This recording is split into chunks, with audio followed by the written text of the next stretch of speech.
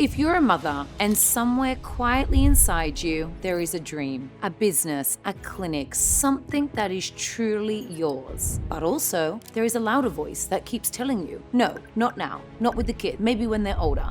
This video is for you. And I'm going to say something that most people are not willing to challenge out loud. Yes, you can build your dream and be a mother. It is absolutely possible. But I'm not going to sell you the pretty version, because the pretty version is a lie, and lies don't carry you when it gets hard. And anyone who tells you that you can have it all at once, with no sacrifice and a perfect balance, has frankly probably never done it. I have, and I need to tell you a few truths, because the truth is the only thing that's going to be there for you at 11 o'clock at night when you're exhausted and you're questioning everything. And me, I would rather give you the truth than a highlight reel that leaves you feeling worse about yourself if you actually didn't achieve it. So stay with me, especially if today you feel like it's too late or too selfish or just too much, because it really isn't, I promise you. Hi guys, welcome back to my YouTube channel. I'm Nurse Sarah Louise. I built my business from a back room in my garden with a £10,000 loan, no business background, no blueprint, and absolutely nobody telling me I could do it. But here's the part of my story that actually matters for this video. I did it as a single mother in the middle of a divorce when my whole world was falling apart. And although that has passed, I still continue to build multiple other businesses while juggling the reality of motherhood and family life. Now, in the beginning, I wasn't building from a place of calm and organized. I didn't have, the typical mood board and the motivational quotes that you have every time you wake up in the morning. I wasn't building from a place of security or certainty, or even something beautifully curated. You know that morning routine, that podcast you watch that sets you up for the day? I was building from the ground up, like genuinely the ground up. And crazily, I believe that's exactly what made me succeed. I know exactly how hard feels because I lived it. I came from a place of working late nights after the kids were finally going to bed, carrying constant guilt about being half present. And honestly, they were the days where I genuinely didn't know how I was going to keep both things alive at the same time, my kids and my career. No, I'm joking. But when I tell you it's possible, it's not theory. And it's not a magical motivational mindset like you see on Instagram. It's the life I actually built. And I'm still here. And so is everything I built. So please take this from someone who has actually walked it, smiled it, cried it, and absolutely loathed it at times. So let's talk about some truths. It is possible. Full stop. Let's get this straight. It is possible. I mean, not possible for the women with money and a nanny and a husband who picks up the slack. Maybe not possible for women with loads of support and a perfectly organized life.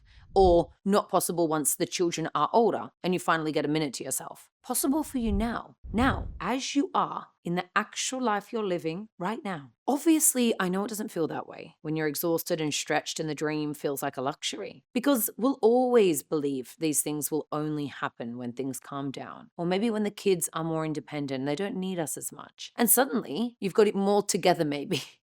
But here's what I wish someone had told me in the early days. That version of the one day, it doesn't exist. And there is no future version of you with more time, more energy, and more certainty, quietly waiting to begin. Because that woman isn't coming. We create that woman. The woman who builds it is the one who starts it in the middle of the mess. And that can be you. And I need you to really sit with that rather than let it wash over you as another nice thing that someone said on the internet. I want you to really look at the stories you've been telling yourself, because half of them aren't even yours. And someone put them there along the way. Good mothers put themselves last. Wanting more for yourself, well, that's selfish. And now just isn't the right time. And I want to ask you honestly, whose voice is that really? Because I promise you, that isn't your children's. And it isn't the voice of the woman you actually want to become. Your children do not need a mother who quietly gave up on every dream she ever had and became a little smaller each year.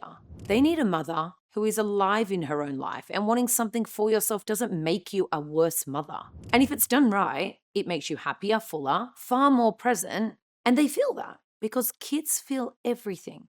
Even the things we think we're always hiding. Let's talk about another truth, but it will cost you something. Chasing your dream will cost you something. And I refuse to dress that up or soften it for you, because you deserve the real version of this conversation. Now, I'm not here to sell you guys the balance, because balance, in theory, sounds like complete harmony, right? It sounds like everything's sitting level and everyone getting exactly what they need at exactly the right time. And honestly, well, it's a beautiful idea. But the reality is that the moment you make a choice, the scales will tip. And they are supposed to tip, because that's what a choice is, right? And you cannot put weight on one side and expect the other side to stay where it is. It doesn't work like that in life. And it doesn't work like that in motherhood. So something I stopped chasing was balance a long time ago. And I started chasing something more honest, with more intention, knowing which side I'm tipping the scales towards today, but why am I doing it?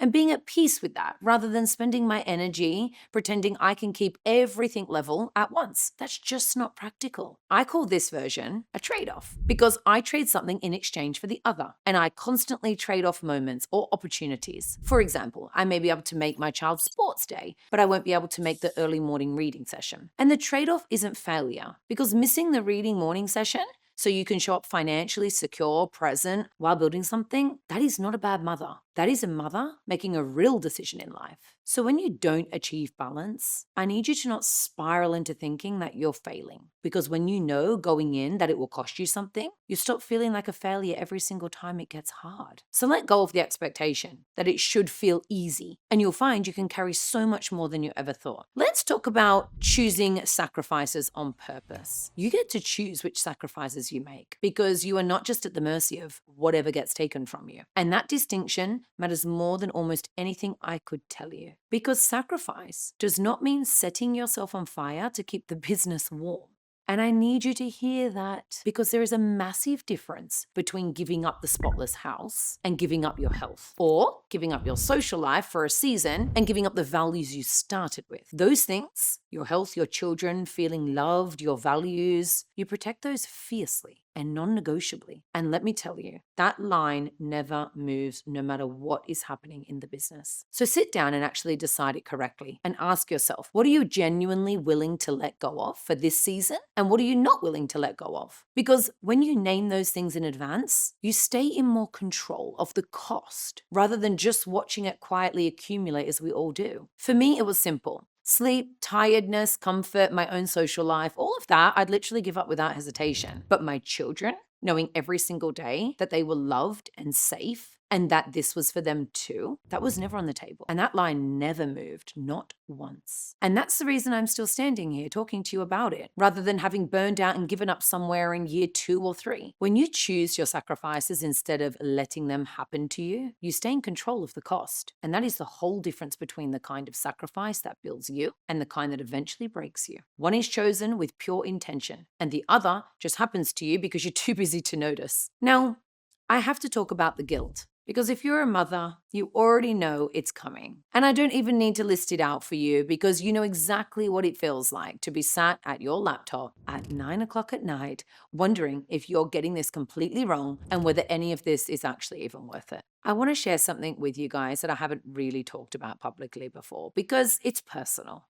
But I think it's one of those things that needs to be said out loud. There was a moment when my daughter came home from school. And she'd already told her teacher that I wouldn't be making parents' evening. She hadn't even asked me, and she hadn't even checked with me. Yet, she just assumed, because generally I'm so busy and that my schedule was so hectic, that I wouldn't be there. And that was just her normal. And that was just the version of me she had adjusted to. I want to be completely honest. That was a wake-up call, because that's the moment where the guilt isn't abstract anymore. And it isn't just a feeling you're carrying quietly on your own. Suddenly, it's your child's voice. And that has a completely different meaning. Now, obviously, I went to the parents' evening, but that moment stayed with me for a long time afterwards. Something I didn't fully understand in that moment, the guilt isn't proof that you're doing something wrong. It's proof that you care. And that is actually all it is, because a mother who doesn't care about any of this wouldn't feel a single thing. So stop treating the guilt like it's a verdict on you as a mother and start treating it like a tax, something you quietly pay on the way to building a life that genuinely is better for you all. Remember, you are not stealing from your children by building your dream. You are showing them.